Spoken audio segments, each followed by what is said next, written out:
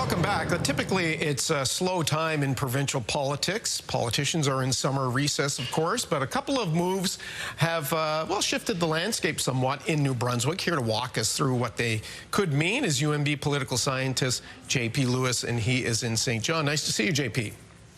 Nice to see you, Todd. Adam Harris of the Telegraph-Journal reporting that the People's Alliance Party is officially no more. It is deregistering as a political party. Was that expected? Was that inevitable? Not a surprise at this point, but does kind of tie a bow on, quite a run for a smaller party and for a party that was, started as a project as one individual, one politician, which we've seen before in Canadian politics. I think the Reform Party and Preston Manning is one of the best precedents.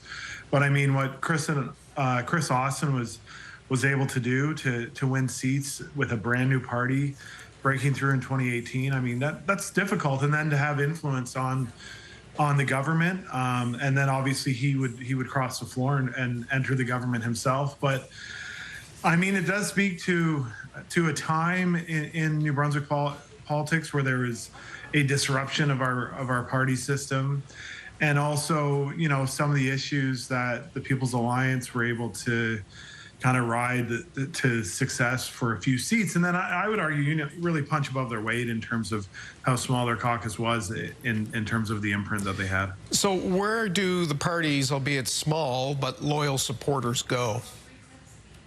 I think they've gradually, trailed off. We've seen popular support go down as it's been more difficult for the party to attract candidates. And then if you're not running candidates, obviously people can't vote for the party.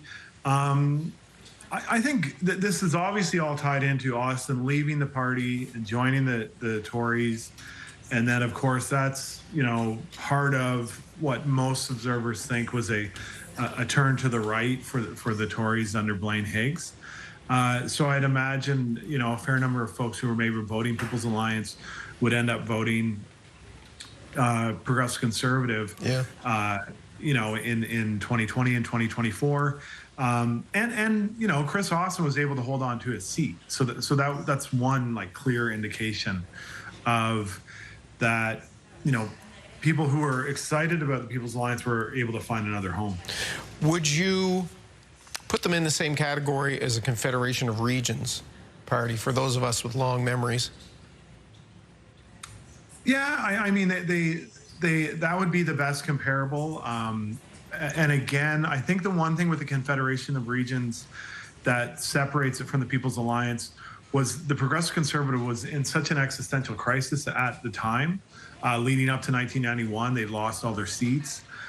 So there was much more of an opening of an alternative to the right, where Austin was, had run for the nomination of a local candidacy for the Progressive Conservatives, hadn't won it, and then found this new political project.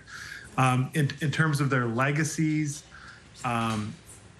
in New Brunswick politics, I'd say, anti-Francophone bilingual sentiment is the legacies of both, and how much does it have to kind of bubble up to become a political party again? Okay, well, that dovetails nicely into the second thing that's happened of late, and that is the Progressive Conservative Party has launched its first official languages committee to attract Francophones to the party. Did it have a choice? Well, I mean, this is, speaking of existential crisis, I don't know if it's an existential crisis, but it's an existential moment for the Progressive Conservatives. I think a lot of people, including those who were in the party, in the caucus, in the cabinet, saw the party drifting too far to the right. And I think we kind of bundled that up with not being able to have outreach to Francophone voters, to northern ridings. So as they lead up to selecting their next leader, figuring out what the party priorities are going to be going into the next provincial election, this type of endeavor is not surprising. When the Progressive Conservative Party has had success in the past, they've figured out a way to win some northern ridings, whether it was under David Allward or Bernard Lord, or even going back to Richard Hatfield. So this outreach needs to be part of their not just in an altruistic sense, but in a strategic sense. Sure.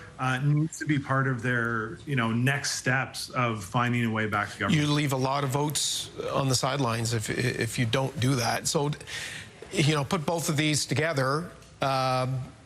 Is the landscape such that the province is shifting back towards the center, if it was there before? I would argue we're still in a bit of a Holt honeymoon. Also in a moment of, dealing with the, American trade policies, that I wouldn't look at any snapshot of polls or what's going on now and consider that where the province is headed. I think, I mean, not as much of a crisis, but, when you think about how politics as usual froze during 2020, during the first couple of years of COVID, and I think we're in a similar spot now, and we will see politics slowly getting back to normal, and then we can assess, where are New Brunswick politics shifting. Right. And one of the big keys of that, understanding that, will be where is the Progressive Conservative Party shifting? What type of leader do they select? What type of things do they focus on in moving forward? Well, it will be interesting, and we know you're watching, and we appreciate you taking the time to offer us your insight. We'll be talking again. Thanks a lot, Todd. All right, JP Lewis in St. John. We'll take a break. We'll be back with much more of your show after this.